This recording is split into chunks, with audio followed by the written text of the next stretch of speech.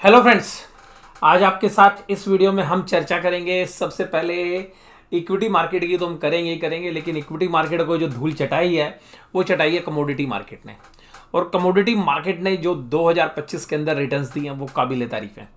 और हम जो दो असेट्स, एक कमोडिटी के अंदर दोनों असेट्स पर हम पिछले 2 साल से बुलिश थे, वहाँ पर हमें बेहतरीन रिटर्न्स तो आते हुए मिली ही हैं। और उसमें से चांदी ने तो चमत्कार ही कर दिया।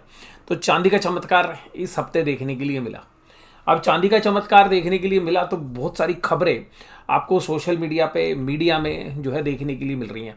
तो सबसे पहली बात करते हैं चांदी से, जिसने यहाँ पे एक चमत्कार तो किया ही है और वो खुद चमकदार भी है।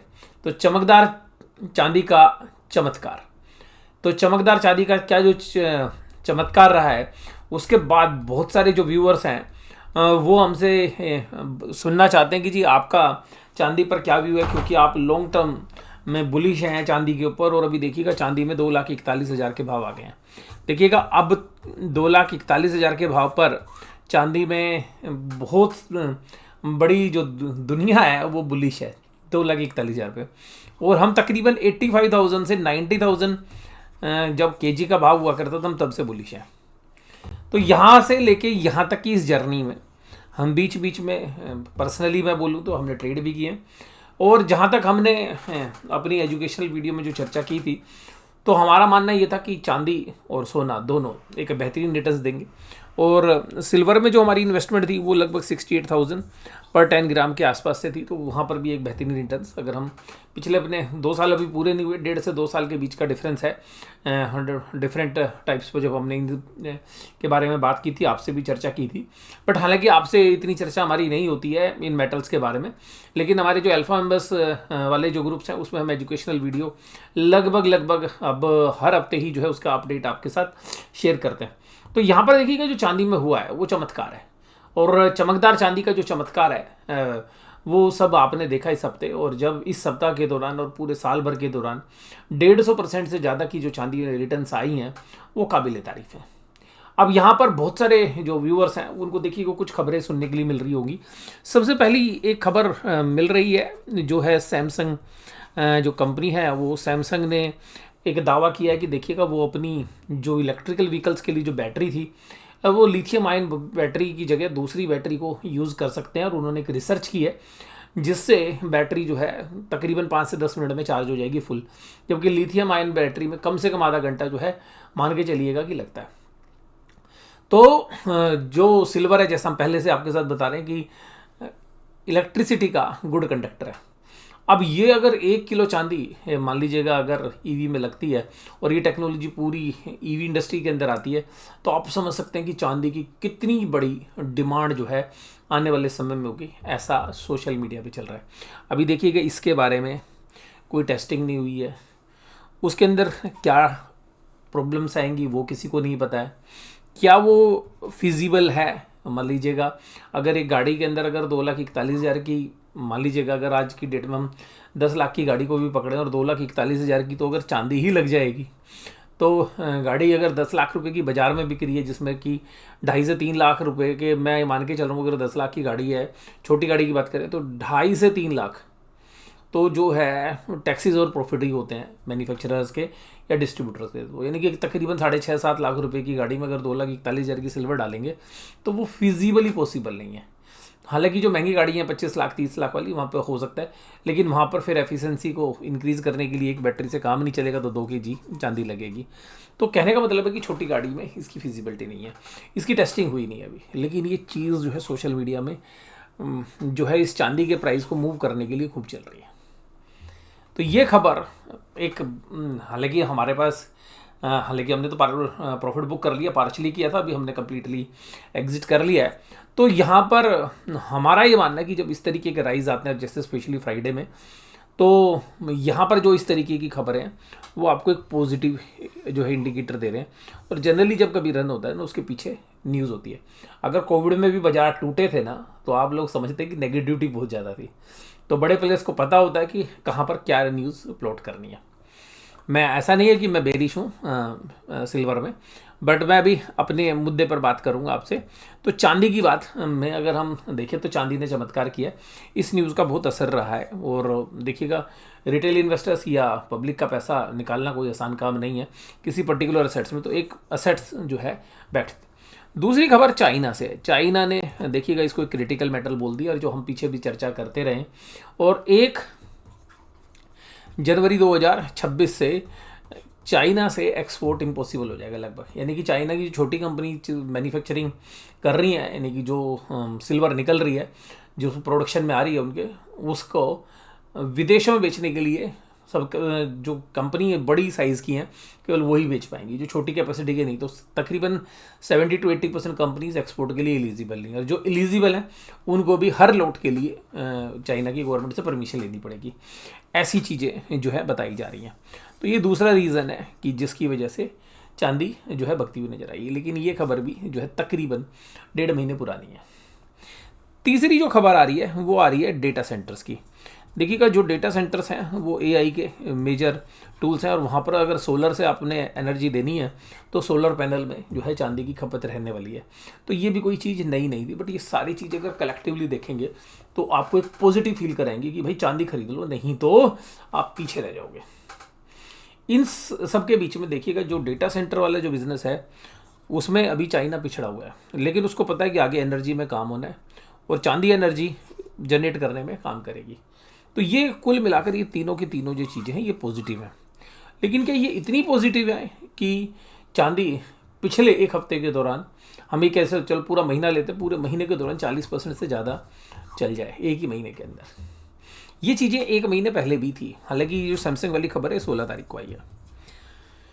तो कुल मिलाकर ये जो सारी चीज़ें होती है, देखिए कभी भी बुल या बीएस, जब भी कभी कोई चीज़ होगी तो उससे रिलेटेड न्यूज़ फ्लो जो है चलता है।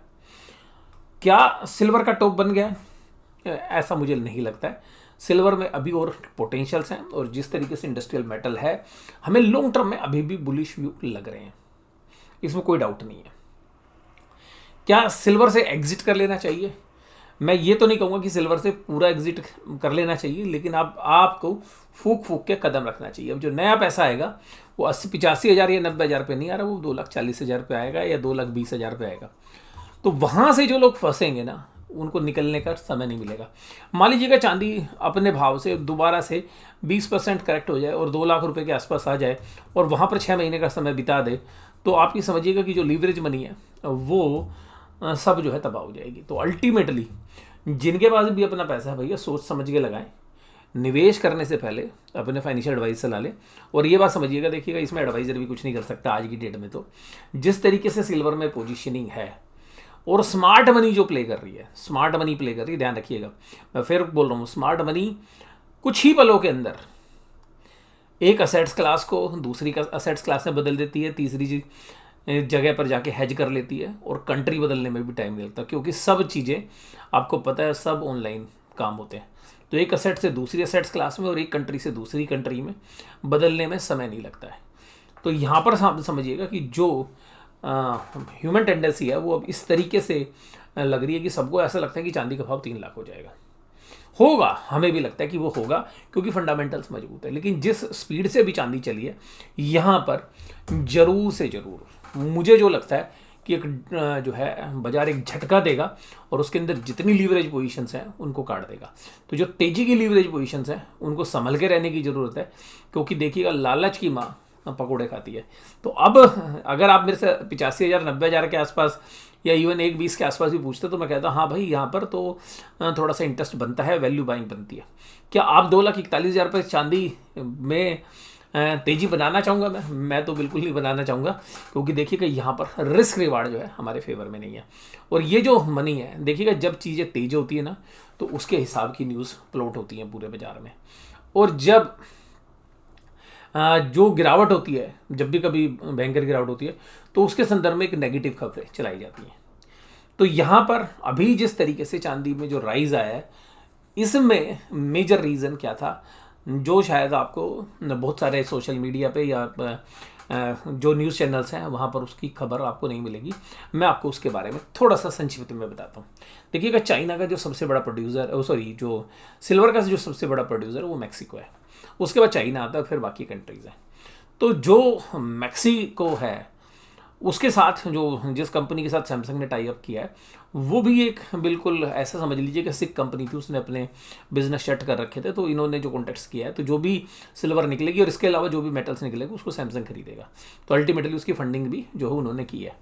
तो ये जो सब चीज़ें हैं ये आपको मीडिया में बता रही हैं कि भाई चांदी, ये जो बाकी मेटल्स हैं उन सब की जो है ज़रूरतें बढ़ेंगी, डेटा सेंटर्स बढ़ेंगे। तो सारा जो पैसा है वो अल्टीमेटली एआई की तरफ जा रहा है। देखिएगा, आर्टिफिशियल इंटेलिजेंस से वह काम होगा, उसमें डेटा सेंटर चाहिए। डेटा सेंटर्स में क्या लगेगी?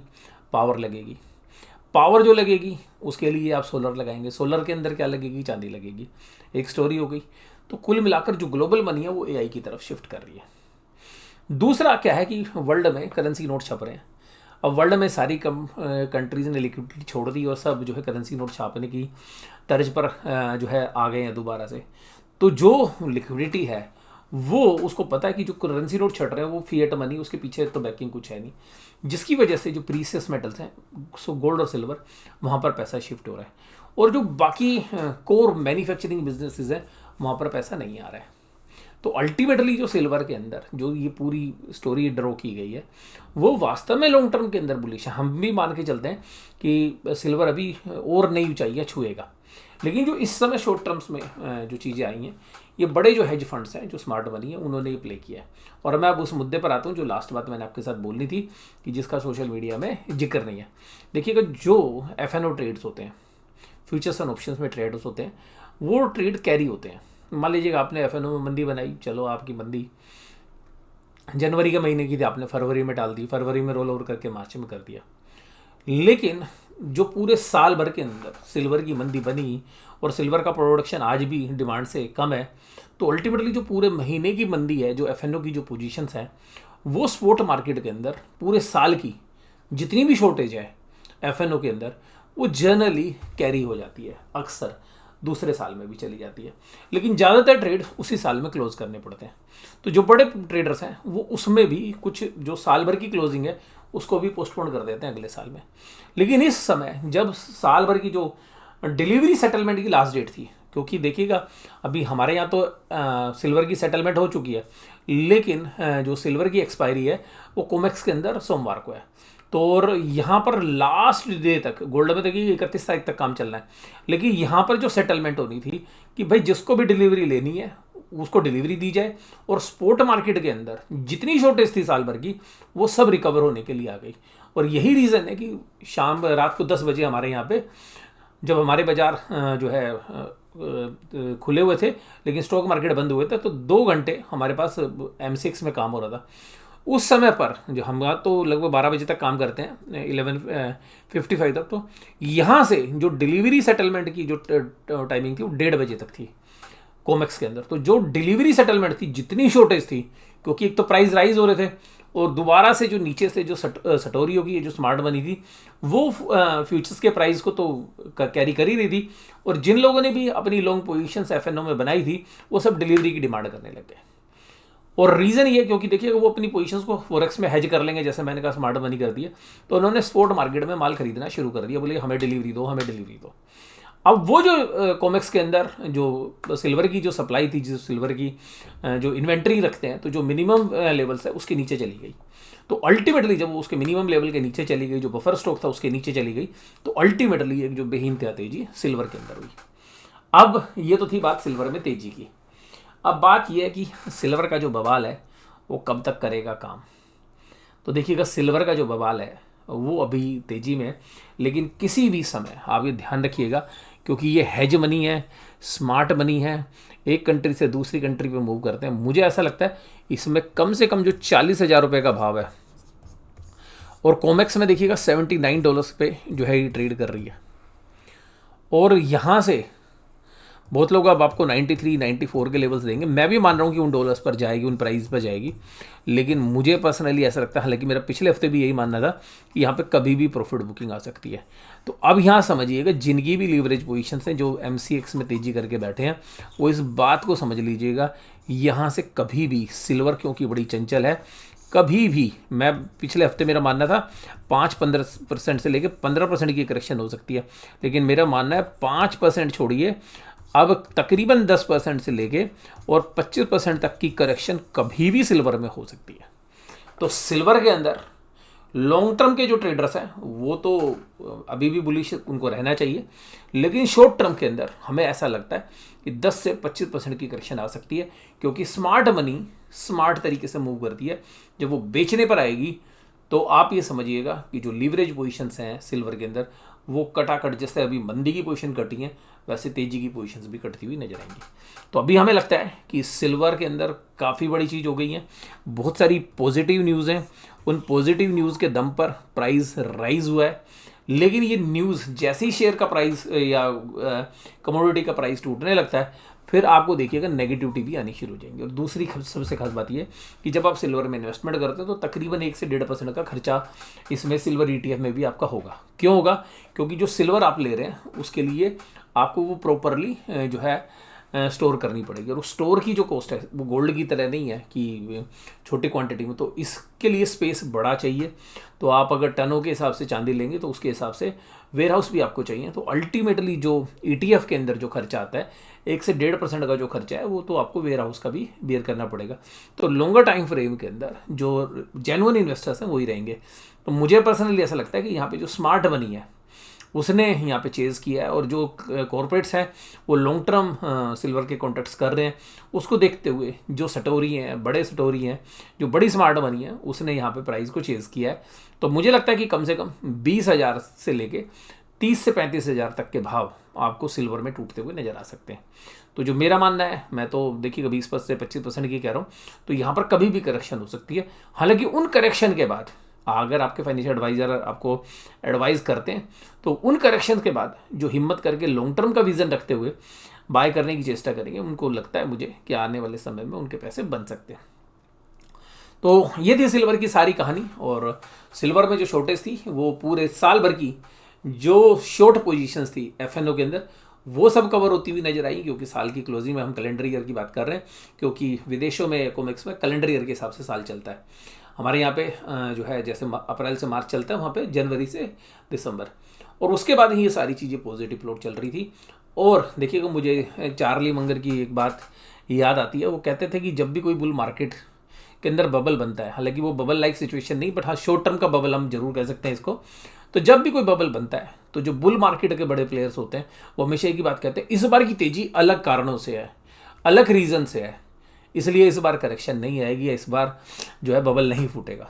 तो ये बात ध्यान रखिएगा, कारण हर बार अलग होते हैं। जब भी बुल मार्केट होती है सारी चीज़ें पॉजिटिव होती हैं, जब भी बबल क्रिएट होता है बिल्कुल सब चीज़ नहीं होती है। फिर जब वो ब्लास्ट होता है, जब बबल फूटता है तो फिर लोगों की आंखें खुलती हैं। हालांकि वो दशा नहीं है अभी, बट शॉर्ट टर्म में यहाँ पर मुझे ऐसा लगता है कि चांदी की चमक से जो है आप अपने आप को कैसे बचाएंगे वो आपने देखना है। बट मुझे लगता है कि अगर चांदी में 20 से 25% की करेक्शन होती है फिर डेफिनेटली आपके पास एक लॉन्ग टर्म के निवेशक एक मॉडरेट रिटर्न्स के लिए बाय कर सकते हैं। आप ये सोचेंगे कि जिस तरीके की रिटर्न्स इस साल चांदी में मिलेंगी वो अगले साल भी उस तरीके से मिलेंगी, तो वो मुझे प्रैक्टिकली पॉसिबल नहीं लगता। जब देखिएगा आपके हेयर सैलून में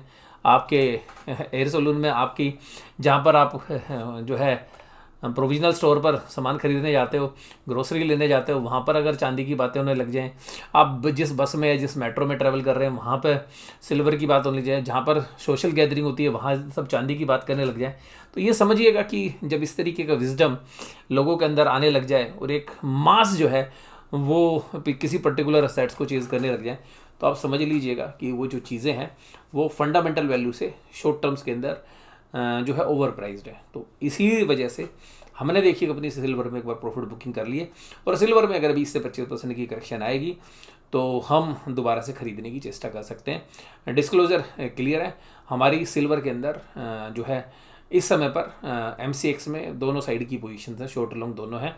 तो बस इस चर्चा के साथ मैं इस वीडियो को यहीं समाप्त करता हूँ। वीडियो देखने के लिए धन्यवाद, थैंक यू वेरी मच।